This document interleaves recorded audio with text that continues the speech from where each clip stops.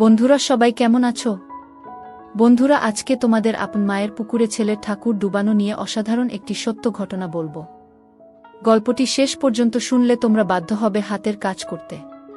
না হলে সবাই আমাকে কাজ করে দিয়ে যাবে, আমি বাধা দেব না। আমি আরমান, 18 বছর বয়স। ঢাকার গুলশানে পিঙ্ক সিটি নামক আবাসিক এলাকায় থাকি। আমার জীবনে একজন মাত্র মানুষ, তিনি আমার মা। আমার বাবা নেই। আমি যখন 5 বছর তখন বাবা মারা গেছে। আমার কথা ভেবে মা কখনো বিয়ে করেনি। যাই হোক, আমার মার পরিচয় দিই। 37 বয়সী আমার মা একজন স্কুল শিক্ষিকা। তাও যেমন তেমন নয়, বাংলাদেশের 1 number English medium school and college স্কলাস্টিকার শিক্ষিকা আমার মা। আমার মা প্রচণ্ড স্মার্ট একজন নারী। সব কাজে সে পারদর্শী। আমিও ওই কলেজেই পড়ি। মা একই সাথে বাসার এবং কলেজের সকল দায়িত্ব সামলাচ্ছে সফলতার সাথে। পৃথিবীতে আমার কাছে আমার মার চেয়ে সুগঠিত সৌন্দর্যময় নারী আর একটাও নেই। আমি কখনো মাকে বাজে নজরে দেখিনি, কিন্তু মার যতটাই প্রকাশক সৌন্দর্য তাতেই বলছি মার চেয়ে বেশি মার কেউ পাবে না। এই বছরেও মার কাছে সব মিলিয়ে 36টি প্রপোজাল এসেছে বিয়ের। কিন্তু মা সবাইকে একই কথা বলে, আমার ভালোবাসা আমাদের মা ছেলের বাইরে কেউ ভাগ পাবে না। আমি মার ভালোবাসায় পাগল। আমরা কেউ কাউকে ছাড়া বাঁচতেই পারি না। এমন কোনো বিষয় নেই যা আমি মাকে বলি না। আমি ছোট থেকেই খুব শার্প। ক্লাস 2তে ভর্তি হবার পর আমরা মা ছেলে কর্তৃপক্ষ ছাড়া কেউ জানে না। কখনো আমরাও এমন আচরণ করি না যে কেউ বুঝবে। এটা মা আর আমি প্ল্যান করে করেছি। আমাদের খুব মজা লাগে। মাকে এখনো দেখতে 25-26 বছর বয়সী মনে হয়। মা সব সময় 3 পিচ পরে, তবে তা হাতা কাটা বা ফুল হাতা এক এক সময় এক এক রকম হয়, তবে খুব টাইট নয়। এতেই মাকে দেখে যে কোনো পুরুষ পাগল হতে বাধ্য।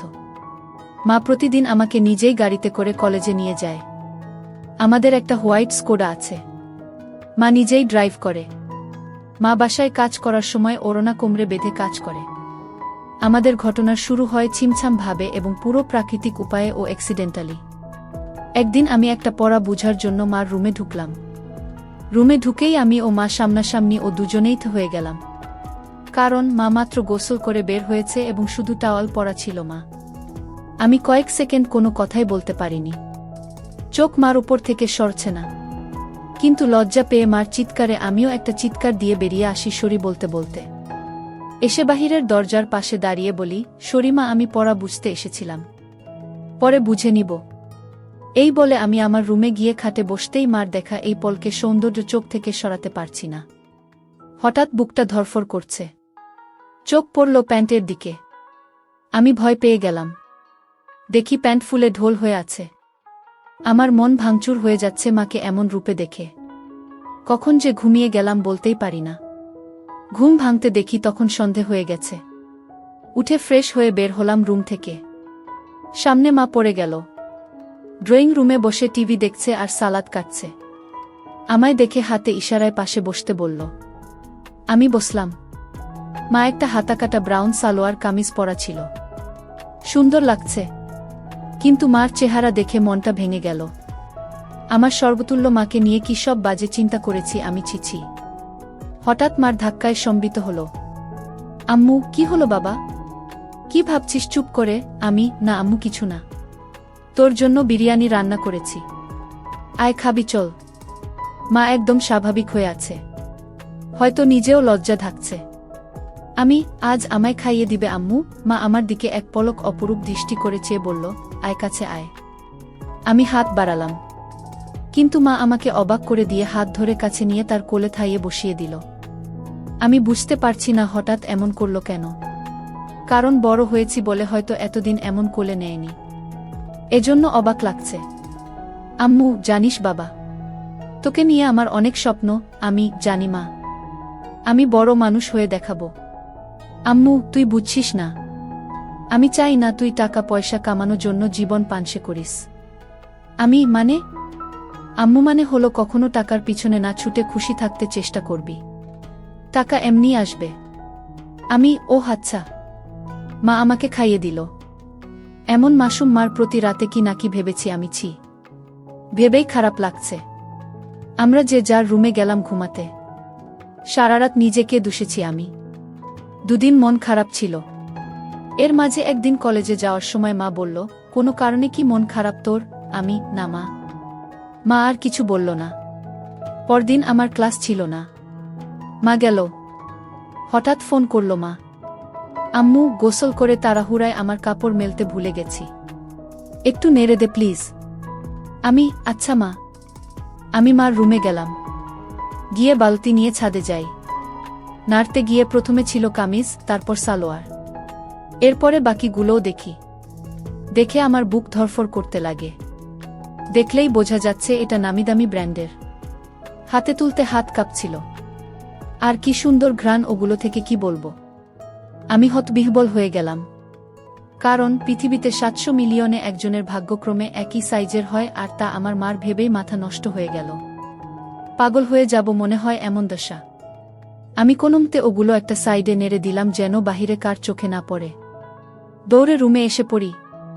ইচ্ছা করছিল একটাবার হাত দিয়ে শান্তি করি, কিন্তু এর ভয়াবহতা বিশাল বলে নিজেকে সামাল দিই। এরপর ইন্টারনেটে দেখতে লাগলাম এসব চিন্তা নিয়ে। দেখি অসাধারণ বিষয়। স্বামী মারা গেলে ছেলেই মায়ের দায়িত্ব নিবে এবং সব খেয়াল রাখবে, তা শারীরিক মানসিক সব হতে পারে, এটা বেদে লেখা। নারী অন্য কোনো দেহের সাথে জড়াতে না চাইলে বাসনা পূরণ করা সন্তানের দায়িত্ব। আমি কি করব বুঝতে পারছি না। এসব ভাবতে ভাবতে ঘুমিয়ে গেলাম। উঠলাম মার ডাকে। দেখি মা সামনে দাঁড়ানো। বসল বিছানায় ও আমার মাথায় হাত বুলিয়ে বলল, ঘুম হলো সোনা? আয় খাবি আয়। আমি উঠে গেলাম ডাইনিং রুমে। মা চা বিস্কিট এনে বলল, চল ছাদে বসি। আমরা ছাদে বসলাম। গিয়েই মা কাপড় দেখে বলল, আমি আজ ভুলেই গেছিলাম। এই রে, আমার ওই কাপড়গুলো কোথায়? আজ কি ধুইনি নাকি? আমি, না মা, ওই পিছনে আছে। এমনভাবে বলল যেন ছেলের সামনে এগুলো কোনো বিষয় না। মা সব কাপড় তুলে হাতে নিল। আম্মু, গরমের ছুটিতে দিয়ে দিল। বলো কোথায় যাবে ঘুরতে? আমি, আমরা তো বাসায় সময় কাটাই না, চলো এই ছুটি বাসায় নিজেদের সময় দিই। মা অপলক তাকিয়ে আছে আমার দিকে। আমি, কি মা? ভুল বলেছি। মা আমার গালে হাত বুলিয়ে বলল, কোনো ভুল বলিস নি সোনা, তুই অনেক বড় হয়ে গেছিস বাবা। Love you baby. বলেই মা আমায় জড়িয়ে ধরল। এটা অবশ্য সব সময় হয়, কিন্তু আজ ভিন্ন একটা ঘ্রাণ আসছে মার গায়ে। এটা মমতা আর কি একটা ভিন্নতা বুঝলাম না। তো পরদিন আমি টিভি দেখছি আর মা ঝাড়ু দিচ্ছে। আমি দেখলাম মা আজ ওড়না পরেইনি, আর ঝাড়ু দেওয়ার সময় সব ঝলক দিচ্ছে। আমি জানি না কেন চেয়ে চেয়ে মাকে দেখছিলাম। হঠাৎ একবার আমিও মার দিকে তাকালাম, মাও তাকালে, চোখাচোখি হলো। আমি খুব ভয় ও লজ্জা পেয়ে গেলাম। মা না জানি কি ভাবছে। আমি আর তাকালামই না। ভয়ে ভয়ে আছি, কি যেন বলবে আমাকে। এমন সময় কাজ শেষ করে এসে মা পাশে সোফায় বসল, আমার গা ঘেঁষে আমার কাঁধে হাত রেখে। আমি ভয়ে কাঁপছিলাম। মা বলল, আরে কি দেখছো এসব? চলো রেসলিং দেখি। তুমি দেখো না? আমি অবাক হলাম। আমি রেসলিং দেখে না। আমি মাথা নেড়ে না বললাম। মা বলল, বিয়ে ম্যান, এ যুগে রেসলিং দেখো না তা হয়? দাও রিমোট দাও। মা রিমোট নিয়ে চ্যানেল পাল্টে রেসলিংয়ে দিল। আন্ডারটেকার আর ট্রিপলিচের খেলা চলছিল। মা এত মজা করে দেখছিল যে আমিও কেমন ঘুলে মিলে গেলাম। হঠাৎ করে আমায় বলল, তোমার কাকে পছন্দ? আমি তো দেখি না, কিন্তু আন্ডারটেকার। আম্মু, এই তো আমার ছেলে, সে খুব জোস। আমি তো হয়ে গেলাম। মার প্রতি একটা কৌতূহল হলো। মাঝে এনবি ও মার্গারেটের লাইভ হবে এটা বিজ্ঞাপন দিল। আমি মনে করেছি হয়তো মেয়েদের খেলা দেখবে না আমি সামনে থাকায়, কারণ মেয়ে খেলে ছোট কাপড় পরে। কিন্তু মা আমায় অবাক করে দিয়ে আরও গা ঘেঁষে বসে বলল, এবার মজা হবে। বলেই জুস আর পপকর্ন নিয়ে এলো। আমি উঠে যাচ্ছি লজ্জায়। মা আমায় থামিয়ে বলল, আরে বস, মজা হবে এদের খেলায়। আমি, মার্গারেট আর তুই এনিবি, ঠিক আছে? আমি, আচ্ছা। খেলা শুরু হলো। দুজন ছোট ছোট সেট পরে এসেছে। মা বেশ মজা করে দেখছে। আমি শুধু মাকে দেখে অবাক হচ্ছি। মাঝে এর দিলে মা তখন আমার দিকে ফিরে আচমকা বলল, তুমি আমাকে বন্ধু মনে করো? আমি হঠাৎ একথা শুনে অবাকই হলাম। আম্মু, অবাক হবার কিছু হয়নি, উত্তর দাও সোনা। আমি, আমার আর কে আছে তুমি ছাড়া? তুমিই তো আমার সবকিছু। আম্মু তাহলে একসাথে মায়ের সাথে ফ্রি হতে সমস্যা হচ্ছে কেন গাধা? এটা জাস্ট খেলা। আমি আসলে ওরা ছোট কাপড় পরা, তাই মা ছেলে একসাথে এসব দেখা, এজন্য লজ্জা লাগছে। মা হাসতে হাসতে শেষ। আম্মু, আরে বোকা ছেলে, আমি না তোর মা? লজ্জা কিসের আমার সাথে? এগুলো অনেক আগের মূর্খ সমাজে চলত, এখন না। শোনো, আমরা মা ছেলে ছাড়া আর কেউ নেই আমাদের জীবনে। আমরা চিল করব না তো কে করবে বলো? আমি মানে আম্মু, মানে আমরা একসাথে এগুলো দেখলে কিছু হয় না। আর এগুলো পড়ার জন্য এমন লজ্জা কেন? তুই পড়িস না নাকি? আমি আম্মু, আমিও তো পড়ি, তাতে কি হয়েছে? এসব উল্টপাল্ট কথা বলবি না। পোশাক কখনো মানুষের স্বভাব থাকে না। মনে বিষ নিয়ে যদি বুরখা পরে ঘোরা হয় তাহলে বুরখা পরার কোনো মানে নেই, এটা মাথায় রাখবি। আমি মাথা নাড়লাম। এরপর খেলা শুরু হলে দেখা শুরু হলো আমাদের। হঠাৎ মা বলল, চল বাজি হবে, আয় দেখি কে জিতে। আজ মার্গারেট জিতবে। আমিও আর লজ্জা না পেয়ে মাকে সঙ্গ দিলাম। আমরা রক্তহীন করা খেলায় শেষে আমিই জিতে গেলাম। পুরো 5,000 টাকা জিতলাম আমি। কিন্তু মা একটু মন ভারী করল না। আমি, বাহ, বেশ টাকা আয় হলো, মাঝে মাঝে এমন হলে বড়লোক হয়ে যাব। আম্মু, তা তো হবেই। তবে জিতলি, কি খাওয়াবি বল? আমি, তুমি কি খাবে? আম্মু, তোকে খাবো। আমি, আম্মু, আরে বোকা, এমনি বললাম। আচ্ছা, আমি ঘেমে গেছি, যাই গোসল করে আসি। মা গোসল করতে গেল। আমি টিভি দেখছি। হঠাৎ শব্দ মার গলার। আমি দৌড়ে যাই মার রুমে। গিয়ে আবার্থ হয়ে গেলাম। আজ সেদিনের মতো নয়, কিন্তু আজ মাকে সম্পূর্ণ ভিন্নতর দেখলাম। আমি হাঁ করে তাকিয়ে আছি। আম্মু, কিরে, কি দেখিস? অবাক হয়েছিস না? আমি মাথা নেড়ে হা বলি। কিন্তু এত টাইট যে? আম্মু, ও তুই টাইটের কথা বলছিস? আমি বলছি, এটা আমার অনেক আগের জামা। এই জামার বয়স তোর চেয়ে 2 বছর বেশি। আমি, কি বলছো এগুলো? ওয়াও আম্মু, হ্যাঁ ওয়াও। সুন্দর না? নাকি খারাপ লাগছে? আমি, খারাপ লাগে তোমার ভূত। একদম পরি লাগে আমার মাকে। আম্মু, কিন্তু আসলেই অনেক দিন বলে টাইট হয়ে গেছে, কেমন যেন লাগছে। আমি, যদি কিছু মনে না করো একটা কথা বলি মা? আম্মু, হ্যাঁ বল। আমি, তোমাকে টাইট ড্রেসেই ভালো লাগে, কেন যে সবসময় আলখাল্লা পরে থাকো বুঝি না। মডার্ন যুগের এত ভাষণ আমাকে দাও আর নিজে সেকেলে। মনেই হয় না ইংলিশ মিডিয়ামের টিচার তুমি। আম্মু, হাহা, আমার বদমাইশ ছেলে, আয় বুকে আয়। আমি, ইদানিং তুমি চেঞ্জ হয়ে যাচ্ছ যে, খুব আদর সোহাগ করছো যে। মা আমায় ছেড়ে দিয়ে মুখটা মলিন করে বাথরুমে চলে গেল। আমিতে ভয় পেয়ে গেলাম। কি বলতে কি বলে দিলাম। একটু পরে মা আবার আলখাল্লা পরে হাতে ওই জামাটা এনে আলমারিতে রেখে ধপাস করে বন্ধ করে নিচে কিচেনে চলে গেল। আমি কি বলবো বুঝতে পারছি না। আমিও পিছনে গেলাম। বললাম, মা রাগ করেছ? সরি মা, আর এমন বলবো না। মা কথাই বলছে না। আমি পিছনে ঘুরছি, কিন্তু মা পাত্তাই দিচ্ছে না, শুধু চোখে পানি ভরে কাজ করছে। কিচেনের জিনিসে রাগ ঝাড়ছে। টেবিলে খাবার দিয়ে মা উপরে যাচ্ছে। তখনই আমি মার পায়ে পড়লাম ও বললাম, আর কখনো এমন বলবো না মা, ক্ষমা করে দাও। কেঁদো না মা, তুমি ছাড়া আমার আর কে আছে বলো? মা কেঁদে দিয়ে আমায় জড়িয়ে ধরে বলল, আমিও তো তাই বলছি, তুই ছাড়া আমার আর কে আছে? তোকে আদর সোহাগ করব না গো কাকে করব? তুই তো আমার সবরে পাগল। আমি, সরি, আর হবে না মা। আম্মু, আমি সবসময় তোকে ভালোবাসি বোকা, আর এমন বলিস না। আমাকে প্লিজ একা করে দিস না তোর বাবার মতো। আমি, না মা, আমি তোমার সব কথা শুনবো ও মেনে চলব।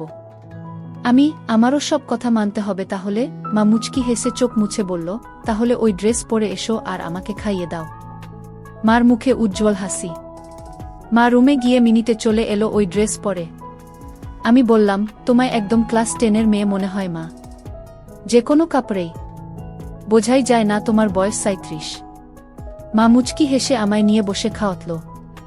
তারপর আমরা যে যার রুমে গিয়ে ঘুমালাম। এভাবে মা আর আমি আর কিছু না করে ছুটি শেষ করলাম। ছুটির পরে আমাদের কলেজে একটা সাংস্কৃতিক অনুষ্ঠান হয়। সবাই নাম দেয়, আমিও নাম দিই গানে। আমরা পারফর্ম করি, অনেকেই অনেক রকম করে। মেয়েরাও পারফর্ম করে ড্যান্সে। হঠাৎ একটা ড্যান্স চালু হয়। দেখলাম কয়েকজন মাঝবয়সী নারী ঘোমটাস দিয়ে স্টেজে উঠল। এরপর গান চালু হতেই ঘোমটা খুললে আমি আকাশ থেকে পড়লাম। মা লিডিং ড্যান্সার আর মারাত্মক লাগছে তাকে। মা একটা হলুদ শাড়ি পরেছে যা মারাঠি স্টাইলে বাঁধা ও নাভি বরাবর। এতেই সবার হৃদ স্পন্দন বাড়িয়ে দিল। সবাই হুররে করে অনুষ্ঠান শেষ করল। আমি আমার মা এত সুন্দর নাচে তা জানতাম না। ছেলেরা সবাই তো বলছেই, সাথে মেয়েরাও বলছে ম্যাম খুব হট। আমার খুব গর্ব হলো এটা শুনে। আমরা বাসায় গিয়ে আমি মার সাথে কথা বলছি না। মাতা দেখে বলল, কি হয়েছে আমার প্রাণ ভোমরা? আমি, ইস আবার প্রাণ ভোমরা বলছে। কখনো তো বলনি নাচতে পারো। আমাকে তো কখনো নাচ করে দেখাওনি। মা আমার কাছে সোফায় বসে গা ঘেঁষে বলল, এই যে মশাই, আপনাকে সারপ্রাইজ দিতেই বলিনি আগে। এখন আপনিও তো অবাক হলেন তাই না? আপনার জন্য এত কিছু করলাম আর আপনি যদি মন খারাপ করে থাকেনও তাহলে হয়। সরি। আমি, আচ্ছা ঠিক আছে। তুমি এত সুন্দর নাচতে পারো আমি জানতামই না। আর কি ড্রেস পরেছ তুমি ওখানে, আমি অবাক। কখনো তো এমন খোলামেলা পোশাকে দেখিনি। আম্মু, খোলামেলা কই? এত মারাঠি স্টাইল। আর খোলামেলা কি বলছো? আমাকে কি খুব খারাপ লাগছিল? আমি, নাউজুবিল্লাহ। তোমাকে আর খারাপ লাগবে তা অসম্ভব। পৃথিবীর সবচেয়ে সুন্দর নারী আমার মা, আর তাকে খারাপ লাগবে? তোমায় মারাত্মক লেগেছে মা। মা আমার গাল ধরে বলল, হুম, থ্যাংক ইউ। আম্মু, মা একটা কথা বলি? আম্মু, হ্যাঁ বল। আমাকেও একদিন নেচে দেখাবে প্লিজ? আম্মু, তুই আমার নাচ দেখবি? ভালো লেগেছে, আমি ভাবতেও পারিনি এত সুন্দর নাচ তুমি। আজ সবাই তোমার প্রশংসা করছিল। প্লিজ মা, দেখাবে বলো না? আম্মু, অবশ্যই দেখাবো সোনা। আমার পৃথিবী তুই। আর তোকে খুশি করতে সব করতে পারবো। বল কি ড্যান্স দেখবি? আমি, যেই কস্টিউম আছে তার বিচারেই যা ইচ্ছা তোমার। আম্মু, আচ্ছা তুই বস, আমি আসছি বলে মা পালালো রুমে। একটু পরে এসে আমায় পুরো চমকে দিল। মা একটা শাড়ি পরেছে যা ট্রান্সপারেন্ট মেরুন রঙের, ফলে সব উদীয়মান। দেখে আমি সোফা থেকে দাঁড়িয়ে যাই। মা আমায় এমন উঠতে দেখে বলল, এখন আমি তোর টিচার নই বোকা। দাঁড়াচ্ছিস কেন? আমি যেন কেন বলে দিলাম, তোমায় আজকে সত্যি অসাধারণ হট লাগছে মা।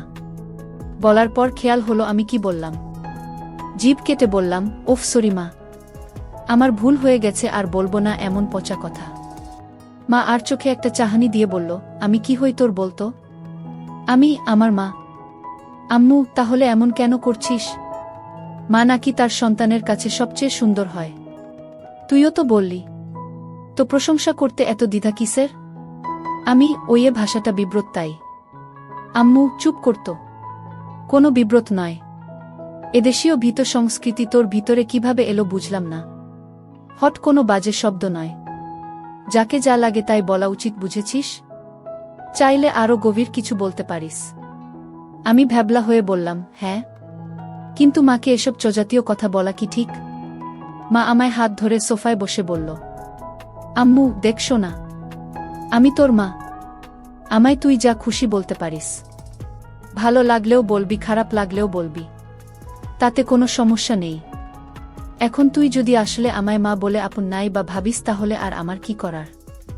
স্বামীকে হারিয়ে একমাত্র সন্তানের সঙ্গ কপালে না জুটলে তো আর কিছু করার নেই। আমি বুঝলাম মা মনে মনে কষ্ট পাচ্ছে, আর প্রশংসা করায় মা আমায় বাধা দেয়নি। পশ্চিমা দেশের মতো মা আমায় স্বাধীনতা দিচ্ছে, ভালো তো এমনিতেই বাসে মা।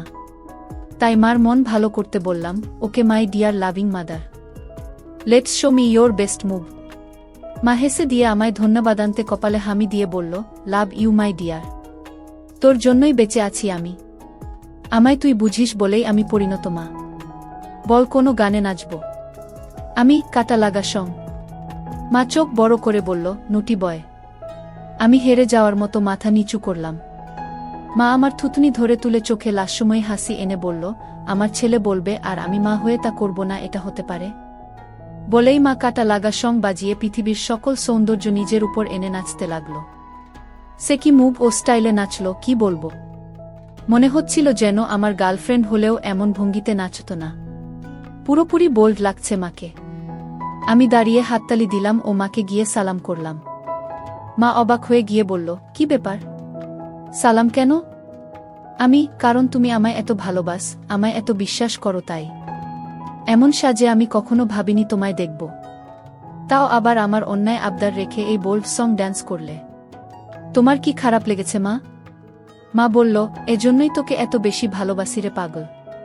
তুই খুব মাসুম আর হনেস্ট আর খুবই কিউট।